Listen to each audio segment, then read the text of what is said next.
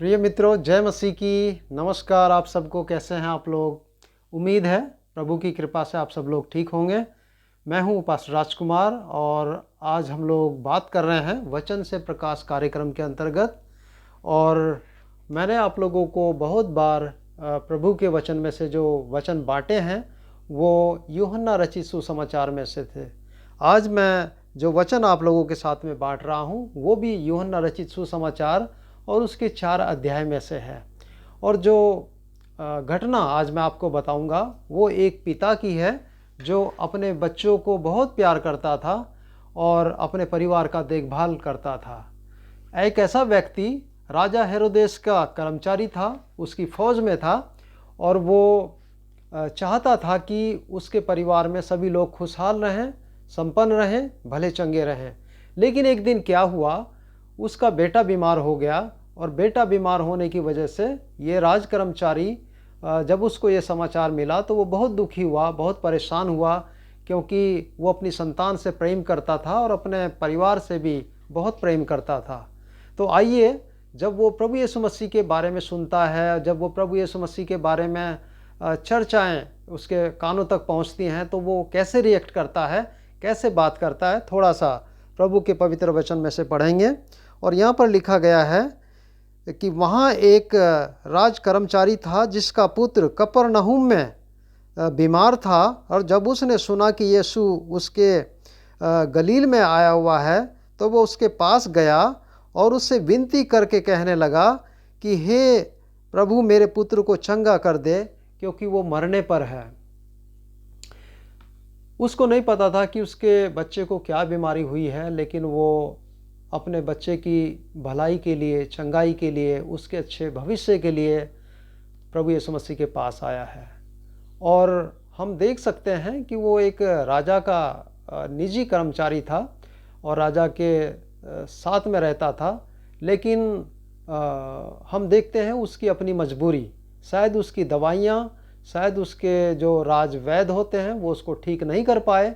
इस कारण से वो प्रभु यीशु मसीह के पास आकर के विनती करता है और कहता है कि प्रभु, मेरे पुत्र को चंगा कर दीजिए, क्योंकि वह मरने पर है। इसका मतलब यह है कि पहले शायद उसका इलाज किया गया, लेकिन वो और ख़राब होता चला गया और वो अब मरने की स्थिति के पास पहुंच गया है। और ये जो कर्मचारी था ये देखता है कि मेरे पुत्र के लिए अब शायद कोई दूसरी आशा नहीं है, इसलिए उसने सहायता मांगी। वो प्रभु यीशु मसीह के पास आता है और सारी आशाएं जब उसके पास से चली गई थी, वो प्रभु यीशु मसीह को अप्रोच करता है। तो प्रभु यीशु मसीह कहते हैं उसको कि जब तक तुम चिन्ह और चमत्कार नहीं देखोगे तब तक तुम विश्वास नहीं करोगे। तो प्रभु यीशु मसीह उनके दिल की भावनाओं को उजागर कर रहे थे कि वो अगर विश्वास करेंगे तो खाली चिन्ह और चमत्कार देख करके करेंगे।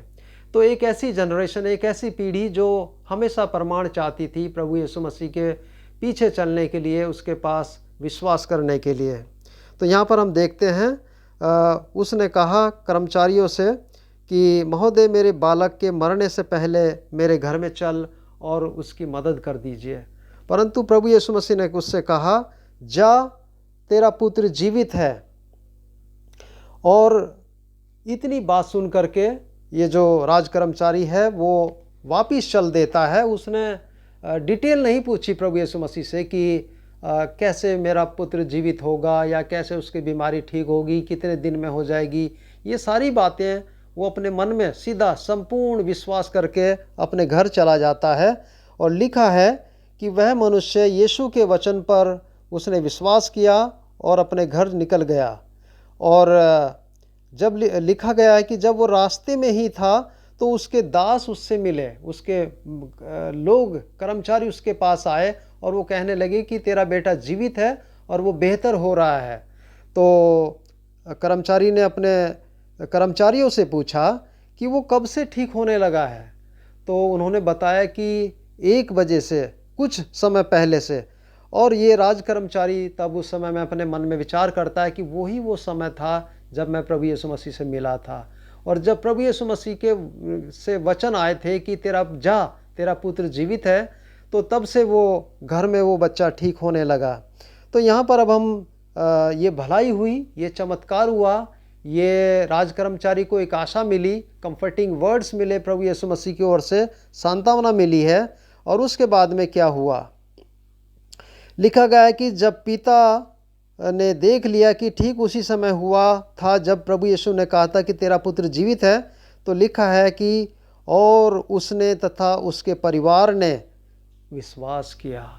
तो ये बहुत बड़ी बात है कि सुसमाचार प्रभु यीशु मसीह से सुनने के पश्चात, प्रभु यीशु मसीह के कंफर्टिंग वर्ड सुनने के बाद में जब उन्होंने कहा कि जा तेरा पुत्र जीवित है, तो इस परिवार ने घर में आकर के वो चमत्कार देखा और वो चिन्ह देखे और वो भलाई देखी परमेश्वर की। और उसके बाद में बाइबल हमें बता रही है कि उन्होंने वचन पर विश्वास किया, ना केवल राजकर्मचारी ने बल्कि उसके पूरे परिवार ने। तो ये घटना है जो मैं आज आप लोगों को बताना चाहता था कि देखिए यहाँ पर एक आवश्यकता थी, एक ज़रूरत थी, उसमें प्रभु यीशु मसीह को अप्रोच किया गया। और जब प्रभु यीशु मसीह को पूछा गया या घटना उसको बताई गई, तो उसने उन लोगों को निराश नहीं किया, बल्कि उसने कहा कि जाओ और तुम्हारा भला होगा, तुम्हारा कल्याण होगा। तो प्रभु यीशु मसीह ने लोगों को कहा है कि जाओ तुम्हारा भला होगा। तो प्रभु यीशु मसीह हमारी भी बीमारियों में, हमारे दुखों में, हमारी परेशानियों में, हमारी आवश्यकताओं में हमारी मदद करना चाहते हैं। लेकिन शर्त यह है कि हम अपना कुछ समय निकाल करके प्रभु यीशु मसीह के पास आएँ, प्रभु यीशु मसीह के साथ में अनुनय विनय करें और प्रभु यीशु मसीह के साथ में अपने दुखड़ा बताएं। तो अगर हम ऐसा करेंगे तो प्रभु हमारी प्रार्थनाओं को सुनने के लिए, हमारे दुखों को सुनने के लिए, हमारी मदद करने के लिए हमेशा तैयार रहते हैं। तो ठीक है, प्रभु यीशु मसीह हमें चंगा करते हैं, प्रभु यीशु मसीह हमें भलाई दिखाते हैं, लेकिन देखिए इस राजकर्मचारी का रिएक्शन, उसकी प्रतिक्रिया क्या है परमेश्वर की भलाई देखने के पश्चात में।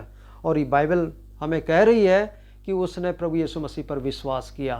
तो देखिए यूहन्ना सुसमाचार का बांटने वाला जो चेला था और यूहन्ना बपतिस्मा देने वाला, दोनों यही बात कह रहे हैं कि उस जगत ज्योति पर विश्वास करो जो संसार में आ चुकी है। तो आज हम देखते हैं कि राजकर्मचारी ने प्रभु की भलाई को देखा और प्रभु यीशु मसीह पर विश्वास किया। तो मेरे भाई और बहनों, हमें भी प्रभु यीशु मसीह पर विश्वास करना चाहिए, उसके पास आना चाहिए, अपने दुख, अपनी मुसीबतें उसके पास, उसके सम्मुख हमें रखनी चाहिए। अगर हम ऐसा कर पाएंगे तो प्रभु हमारी प्रार्थनाओं को, हमारे दुखों को हल करने के लिए, समाधान करने के लिए हमेशा तत्पर रहते हैं। प्रभु का वचन हमें बताता है कि वो दुखी जन की प्रार्थनाओं को छोड़ता नहीं है या हमें निराश नहीं करता है। तो इस वचन को हम लोग याद रखें कि वो हमें निराश करने वाला नहीं, बल्कि हमारी मदद करने के लिए सहायता करने वाला परमेश्वर है। वो कहते हैं मत्ती के 11 अध्याय 28 पद में, हे सब बोझ से दबे और थके हुए लोगों, हे परेशान लोगों, मेरे पास आओ, मैं तुम्हें विश्राम दूंगा। तो आइए हम प्रभु के वचनों पर विश्वास करें और उसके पास आएँ, अपनी विनतियाँ उसके सम्मुख रखें और उससे फिर हम एक अच्छे रिजल्ट की, परिणाम की आशा रख सकते हैं। प्रभु आप सबको ऐसा करने दे और ऐसा करने की हिम्मत दे। प्रभु आप सबको आशीष दे। आमीन।